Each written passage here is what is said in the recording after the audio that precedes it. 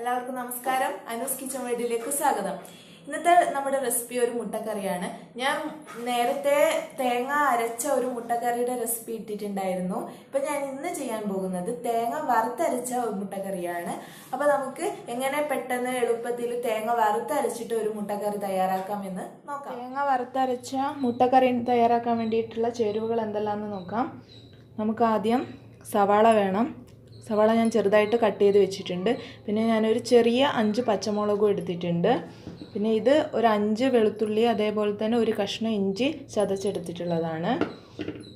ഇത് ഒരു ടൊമാറ്റോ, ഒരു വലിയ ടൊമാറ്റോ അരച്ചെടുത്തിട്ടുള്ളതാണ്. പ്യൂരി അല്ല, ജസ്റ്റ് ബോയിൽ ചെയ്യാതെ തന്നെ അരച്ചെടുത്തിട്ടുള്ളതാണ്. പിന്നെ ഒരു 5 മുട്ട എടുത്ത് വെച്ചിട്ടുണ്ട്. നിങ്ങൾക്ക് ഇഷ്ടമുള്ളത്ര മുട്ട എടുക്കാം. പിന്നെ നമുക്ക് തേങ്ങ വറുത്തെടുക്കാനായിട്ട് തേങ്ങ ചിരകി വെച്ചിട്ടുണ്ട്. പിന്നെ കുരുമുളക് എടുത്തിട്ടുണ്ട്. കുരുമുളക് 1 ടീസ്പൂൺ എടുക്കാം. ഇതൊരു 1/4 ടീസ്പൂൺ ജീരകം എടുത്തിട്ടുണ്ട്. അതേപോലെ തന്നെ ഒരു 1/2 ടീസ്പൂൺ പെരിഞ്ജീരകവും എടുത്തിട്ടുണ്ട്. പിന്നെ 1 ടീസ്പൂൺ മല്ലിപ്പൊടി, 1 ടീസ്പൂൺ മുളക് പൊടി, ഒരു 1/2 ടീസ്പൂൺ മഞ്ഞൾപ്പൊടി എടുത്തിട്ടുണ്ട്. അപ്പോൾ നമുക്ക് ഇനി എങ്ങനെയാണ് തയ്യാറാക്കുന്നതെന്ന് നോക്കാം. അപ്പം നമ്മൾ പാൻ വെച്ച് കൊടുത്ത് അതിൽ എണ്ണ ഒഴിച്ച് കൊടുത്തിട്ടുണ്ട്.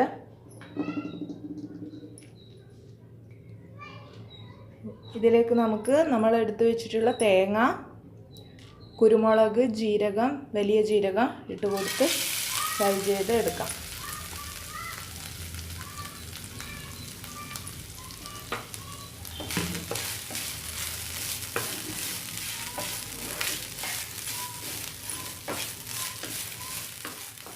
നന്നായിട്ട് ബ്രൗൺ കളർ ആവണം.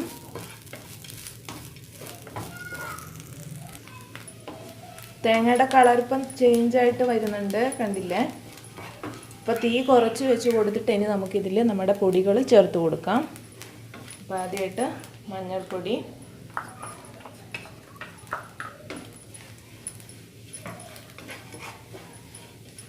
തീ നന്നായിട്ട് കുറച്ച് വയ്ക്കുക.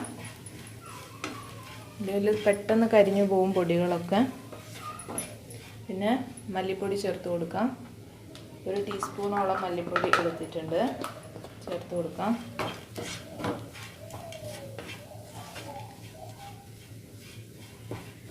ഇനി നമുക്ക് മുളക് പൊടി ചേർത്ത് കൊടുക്കാം.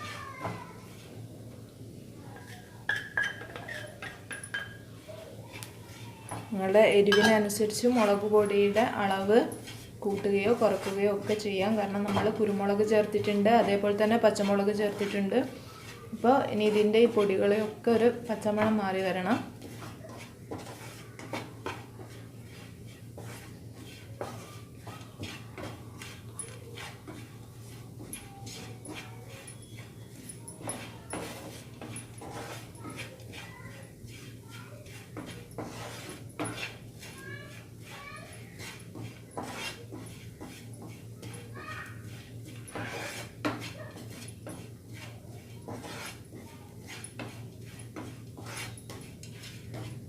പൊടികളുടെ പച്ചമണം മാറി വന്നിട്ടുണ്ട്. ഇനി നമുക്കിത് ഓഫ് ചെയ്ത് ഇതിനി ഒന്ന് നന്നായിട്ട് തണിഞ്ഞതിന് ശേഷം നമുക്ക് മിക്സിയിൽ അടിച്ചെടുക്കാം. നന്നായിട്ട് പേസ്റ്റായിട്ട് വേണം അരച്ചെടുക്കാനായിട്ട്. ആ സമയം കൊണ്ട് നമുക്ക് വേറൊരു പാൻ വെച്ച് നമ്മുടെ ഉള്ളിയൊക്കെ വഴറ്റിയെടുക്കാം. അപ്പോൾ ഇതൊന്ന് തണിയാൻ വേണ്ടിയിട്ട് വെക്കാം. അപ്പോൾ നമ്മൾ വേറെ പാൻ വെച്ച് കൊടുത്ത് അതിലേക്ക് എണ്ണ ഒഴിച്ച് കൊടുത്തിട്ടുണ്ട്. ഇനി അതിലേക്ക് നമുക്ക് കടുക് ചേർത്ത് കൊടുക്കാം.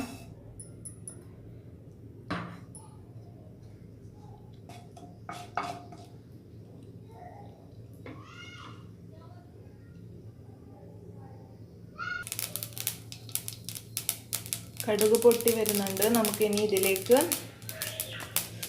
സവാള, അതേപോലെ തന്നെ നമ്മൾ ചെറുതായിട്ട് കട്ട് ചെയ്ത് വെച്ചിട്ടുള്ള സവാള, അതേപോലെ തന്നെ പച്ചമുളക് ചേർത്ത് കൊടുക്കാം.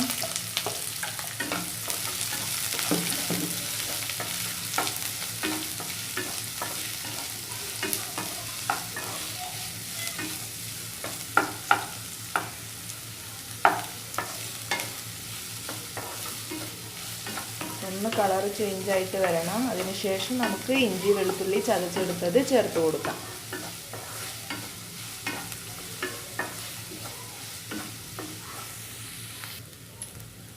നമ്മുടെ സവാള ഇപ്പം നന്നായിട്ട് ഫ്രൈ ആയി വന്നിട്ടുണ്ട്. ഇനി നമുക്കിതിലേക്ക് ഇഞ്ചി വെളുത്തുള്ളി ചതച്ചത് ചേർത്ത് കൊടുക്കാം.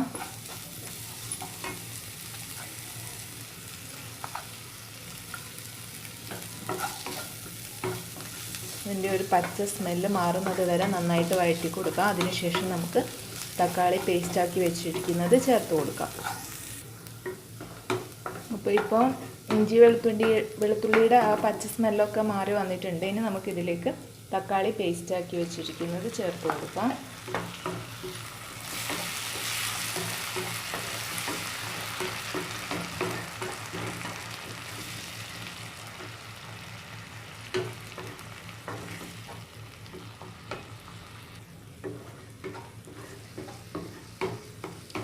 തക്കാളി നന്നായിട്ട് അതിൻ്റെയും പച്ച സ്മെല്ലൊക്കെ മാറണം. അപ്പോഴേ നമ്മുടെ കറിക്ക് ടേസ്റ്റ് ഉണ്ടാവും.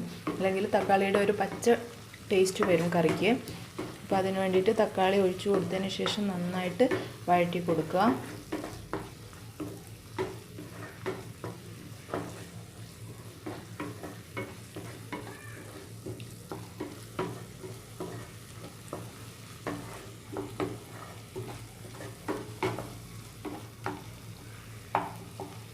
ഇപ്പോൾ റെഡിയായി വന്നിട്ടുണ്ട്. ഇനി നമുക്കിതിലേക്ക് നമ്മൾ അരച്ച് വെച്ച തേങ്ങ, അപ്പോൾ നമ്മൾ ഈ മസാലയൊക്കെ ചേർത്തിരിക്കുന്നത് ഇതിലാണ്. നമ്മൾ ഉള്ളി വഴറ്റുമ്പോൾ ഒരു മസാലയും ചേർത്തിട്ടില്ല. ഇനി ഇതിലേക്ക് ആവശ്യത്തിന് വെള്ളം ചേർത്ത് കൊടുക്കാം.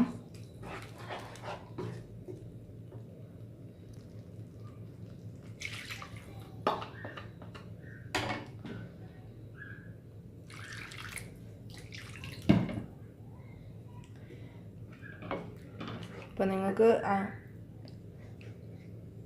എത്ര ഗ്രേവിയാണോ ആവശ്യമുള്ളത് അതിനനുസരിച്ച് വേണം വെള്ളം ചേർത്ത് കൊടുക്കാനായിട്ട്.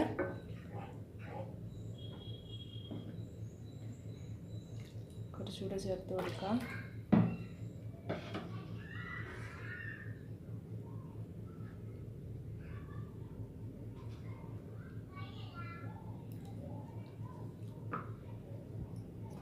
അപ്പോൾ ഈ സമയത്ത് നമുക്ക് ഉപ്പ് ചേർത്ത് കൊടുക്കാം ആവശ്യത്തിന്.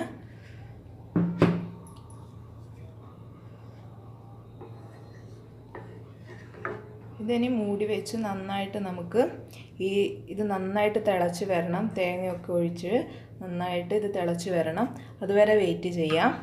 അപ്പോൾ ഞാൻ മൂടി വെച്ച് വേവിക്കാൻ പോവാണ്. ആ സമയം കൊണ്ട് നമുക്ക് മുട്ട ഒന്ന് ഫ്രൈ ചെയ്തെടുക്കണം. അപ്പോൾ ഞാനിത് വേറെ അടുപ്പിലേക്ക് മാറ്റി വെക്കാൻ പോവാണ്. എന്നിട്ട് ഇവിടെ ഇപ്പോൾ നമുക്ക് മുട്ട എങ്ങനെയാണ് ഫ്രൈ ചെയ്തെടുക്കുക എന്ന് നോക്കാം. ഇപ്പോൾ നമ്മൾ മുട്ട ഫ്രൈ ചെയ്തെടുക്കാൻ വേണ്ടിയിട്ട് തേങ്ങ വറുത്ത് വെച്ച് അതേ പാൻ വെച്ചിട്ടുണ്ട്. അപ്പോൾ അതിലേക്ക് നമുക്ക് മുട്ട ഇട്ട് കൊടുക്കാം. ഇനി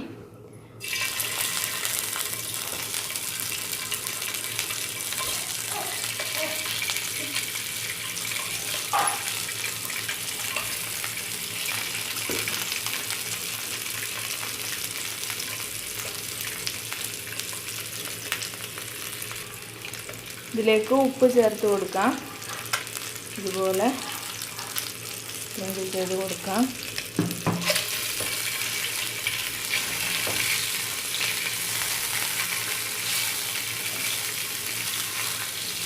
അതേപോലെ തന്നെ മുളക് പൊടിയും ചേർത്ത് കൊടുക്കാം.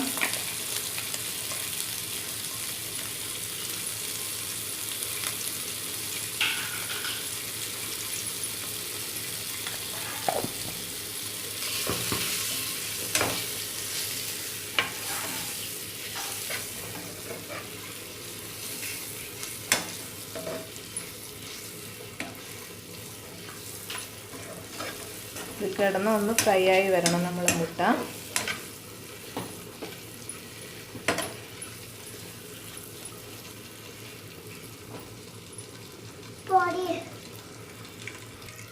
അപ്പോൾ നമ്മൾ മുട്ട ഇപ്പം നന്നായിട്ട് ഫ്രൈ ചെയ്തെടുത്തിട്ടുണ്ട്. ഇനി നമുക്കിത് നമ്മൾ തയ്യാറാക്കി വെച്ചിട്ടുള്ള ഗ്രേവിയിലേക്ക് ഇട്ട് കൊടുക്കാം. അപ്പോൾ നമ്മുടെ ഗ്രേവി ഇപ്പോൾ റെഡിയായി വന്നിട്ടുണ്ട്. നമുക്കിനി മുട്ട ഇതിലേക്ക് ഇട്ട് കൊടുക്കാം.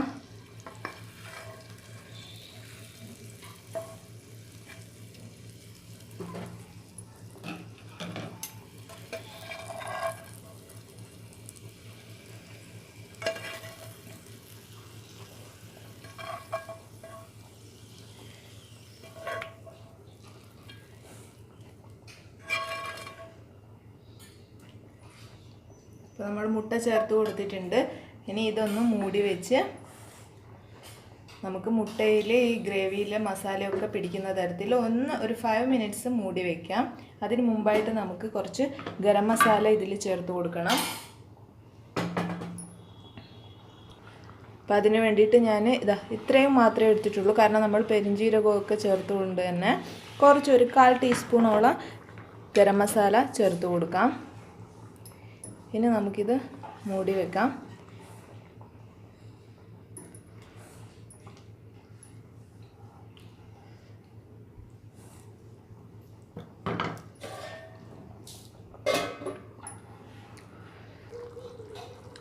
അപ്പോൾ നമ്മുടെ മുട്ടക്കറി ഇവിടെ റെഡി ആയിട്ടുണ്ട്. കണ്ടില്ലേ, തേങ്ങ വറുത്തരച്ച് വെച്ച മുട്ടക്കറി റെഡി ആയിട്ടുണ്ട്. ഇനി കുറച്ച് കറിവേപ്പില കൂടെ ചേർത്ത് കൊടുക്കുകയാണ്.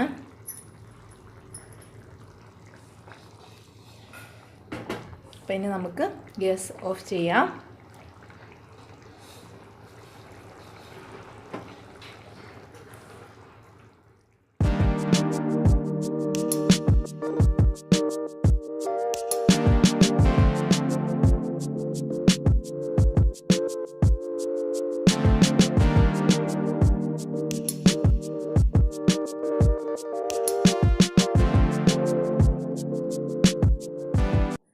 ഇന്നത്തെ റെസിപ്പി തേങ്ങ വറുത്തരച്ച മുട്ടക്കറി എല്ലാവർക്കും ഇഷ്ടപ്പെട്ടു കാണുമെന്ന് വിശ്വസിക്കുന്നു.